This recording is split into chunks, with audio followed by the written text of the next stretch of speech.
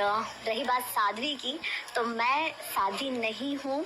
मुझे जो साध्वी का टैग दिया गया है, टाइटल दिया गया है, ये मुझे लगता है कि अभी मुझे देना उचित नहीं है, क्योंकि मैं ना उस जर्नी पे हूँ। अभी मैंने ऐसा कुछ सोचा भी नहीं है, मेरे गुरुदेव की आज्ञा भी नहीं है, तो अभी कुछ भी नहीं है। जो साध्वी बनने के लिए एक कठोर तपस्या से व्यक्ति को गुजरना पड़ता है। एक नॉर्मल इंसान से साध्वी तक का जो सफ़र है ना, वो इतना ईजी नहीं है कि आपने सिर्फ नाम देने से कोई साध्वी बन जाए, ऐसा पॉसिबल बिल्कुल भी नहीं है।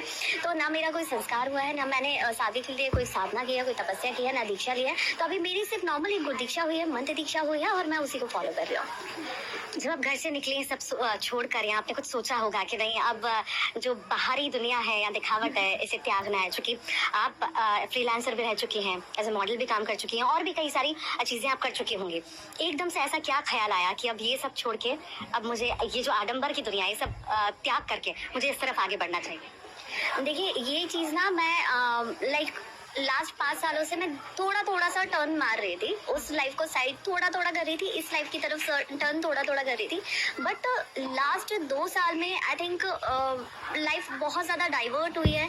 मैं बहुत ज़्यादा शिव की भक्ति में रम गई हूँ। फिर मुझे मेरे गुरुदेव का भी सानिध्य मिला, और उनके सानिध्य के साथ फिर मुझे लगता है कि मैं और ज़्यादा, जो मेरे माइंड में क्वेश्चंस थे, जो एक होता है ना कि हम नॉर्मल पर्सन हैं, हम एक साधारण मनुष्य है, हमारे दिमाग में बहुत सारे सवाल रहते हैं, बहुत सारी चीज़ें हम जानना चाहते हैं, उत्सुकता रहती है। वो कहीं ना कहीं धीरे धीरे गुरुदेव ने मुझे बहुत सारी चीज़ें सिखाई है, समझाई है, मेरे सवालों को शांत किया है।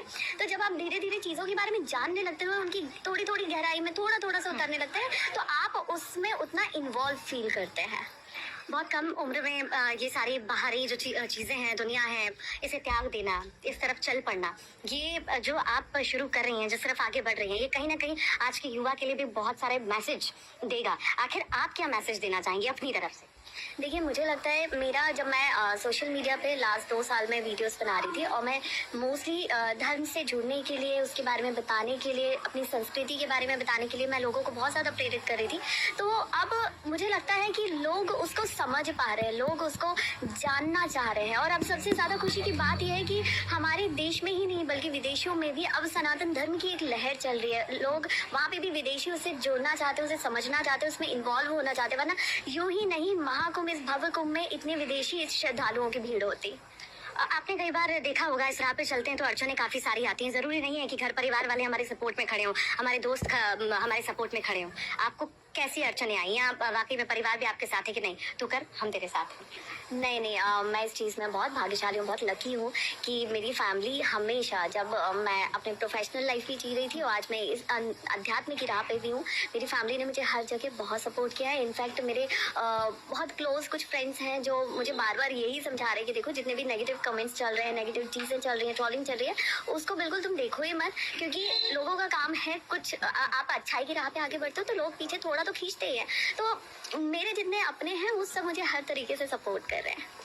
घर परिवार आपका भोपाल में ही है? हाँ जी। झांसी में भी आप रही, भोपाल से कैसा आपका जुड़ाव है? भोपाल जाती रहती होंगी, कैसा लगता है? और भोपाल से जोड़ करके बाकी सारी चीज़ें देखें, वहाँ के लोगों के लिए कोई मैसेज?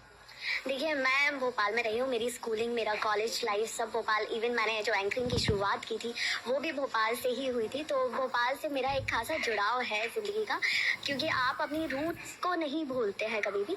तो मेरी फैमिली अभी भी भोपाल में रहती है, एंड लाइक वहाँ अभी मैं जाती हूँ, लेकिन अभी मैं फ्रीक्वेंटली नहीं जा पाती हूँ। मैं 3-4-5 महीने में 1-2 दिन के लिए जा पाती हूँ, वो भी जब मुझे कोई काम होता है तब जाना होता है।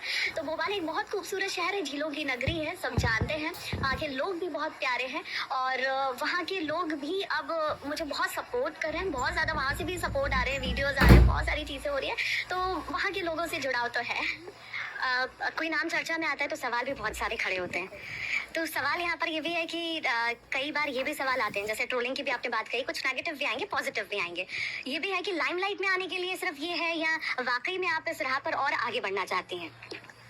देखिए, ये सवाल मुझसे बार किया जा रहा है, एंड अच्छी बात है। जितने ज़्यादा सवाल उठते हैं, आप उतनी चीज़ों को क्लियर कर पाते हैं। अगर सवाल ही नहीं उठेंगे तो फिर आप कैसे चीज़ों को समझा पाएंगे, राइट? तो लाइक मैंने जो अभी मैं निश्चय लेके आई थी, और ये निश्चय मैं पहले ही ले चुकी थी 1-1.5 साल पहले, कि मुझे सनातन धर्म के लिए काम करना है, मुझे सनातन संस्कृति के लिए काम करना है, और मुझे ज़्यादा से ज़्यादा समाज में हमारे धर्म और संस्कृति के लिए जागरूकता फैलानी है, युवाओं को इससे जोड़ना है। अगर मुझे लगता है अगर मैं 5% की आबादी को भी, मैं 5% की बात कर रही हूँ कि 5% आबादी को भी मैं थोड़ा सा कहीं ना कहीं जागरूक कर पाई ना, तो मैं अपने जीवन को लाइक कृतार्थ मानूंगी कि हाँ मैंने कुछ तो किया अपने धर्म के लिए। पाठ पूजा सनातन में बहुत ज़्यादा बिलीव होना, ये सारी चीज़ें, यहाँ साध्वी बनना या उस राह पर चलना, ये इसके साथ साथ क्या ये भी ठीक है? सवाल जो उठ रहे हैं कि हम तैयार हों, हम अच्छे से रहें, हम मेकअप करें, ये सारी चीज़ें, इस पर भी सवाल उठ रहे हैं, इस पर आप क्या कहेंगे? देखिए अगर मैं अपने धर्म की संस्कृति की बात करूँ ना, तो हमारे धर्म में, हमारी संस्कृति में, एस्ट्रोलॉजी में ये कहा गया है कि एक नारी जो होती है ना, एक जो महिला होती है, एक जो लड़की होती है, उसे हमारे समाज में हमेशा, हमारे धर्म में ना देवी की तरह पूजते हैं, है ना। और ये बोला जाता है, ये माना जाता है कि ये बोला जाता है कि एक नारी का, एक महिला का ना हमेशा मतलब वैसा रहना अच्छा है जिसमें वो खुश रहे। माता लक्ष्मी की अगर बात करें तो कहते हैं कि लक्ष्मी भी तभी आती है जब आप खुद अच्छे से रहते हो। आपकी बॉडी से अगर स्मेल आ रही है, आपने 10 दिन से हेयर वॉश नहीं किया है, आप लाइक ऐसी गंदे से कपड़े पहन के घूम रहे हो, तो दरिद्रता दिखाओगे तो दरिद्रता ही आएगी।